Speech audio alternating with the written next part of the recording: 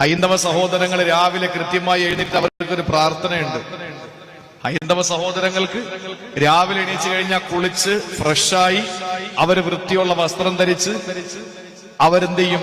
ദൈവത്തിന്റെ മുമ്പിൽ വന്ന് അവരുടെ സാങ്കല്പിക ദൈവത്തിന്റെ മുമ്പിൽ വന്ന് അർച്ചനകൾ അർപ്പിച്ച് നേർച്ച അർപ്പിച്ചിട്ട് അവർക്കൊരു പ്രാർത്ഥനയുണ്ട്. ഇവിടെ കൊണ്ടോന്ന് എനിക്കറിയില്ല. അവർക്കൊരു ഓംകാര പ്രാർത്ഥന. ഓംകാര പ്രാർത്ഥന. ഓം എന്ന് പറഞ്ഞാൽ എന്താണ് അതിന്റെ അർത്ഥം? ആ ഉ മാ മൂന്ന് അക്ഷരമാണല്ലോ ഈ ഓം എന്ന് പറയുന്നത്. ആ ഉ മാ, അജയ്യൻ, ഉദ്ധാരകൻ, മരിപ്പിക്കുന്നവൻ. ആ ഉ മാ, അതാണ് ഓം.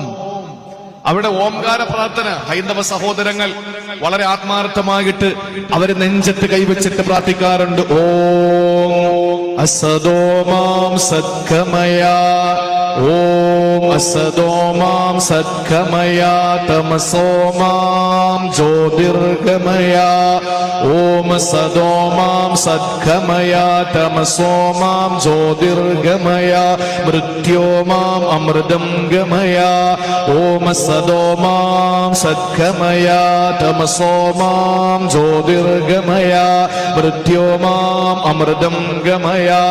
ഓം ശാന്തി, ഓം ശാന്തി, ഓം ശാന്തി. അവിടെ പ്രാർത്ഥനയാണ്. അസത്യത്തിൽ ഞങ്ങളുടെ സത്യത്തിലേക്ക്, അധർമ്മത്തെയും ധർമ്മത്തിലേക്ക്, അനീതിയിൽ നിന്ന് നീതിയിലേക്ക് ഞങ്ങളുടെ കൈപിടിച്ച് ചേർത്തുന്ന ഈശ്വര, അവരുടെ പ്രാർത്ഥനയാണ്. ആ ഒരു ബഹുമാനത്തിന്റെ പേരിൽ അവരിവിടെ വരുന്നത്. അവർക്കതിൽ വിശ്വാസമുള്ളത് കൊണ്ടാണ്. അതുകൊണ്ട് നമ്മുടെ സൗഹാർദ്ദം അത് എന്നും നിലനിൽക്കണം, എന്നും നിലനിൽക്കണം. അത് പ്രത്യേകിച്ച് നമ്മുടെ ഈ രാജ്യത്തെ ഏറ്റവും നല്ല മഴവിൽ മനോഹാരിതയാണ് നമ്മുടെ സൗഹാർദ്ദം. നമ്മുടെ സൗഹാർദ്ദം ഹിന്ദുവും മുസൽമാനും ക്രിസ്ത്യാനിയും അങ്ങനെ ഒരു വ്യത്യാസമില്ല.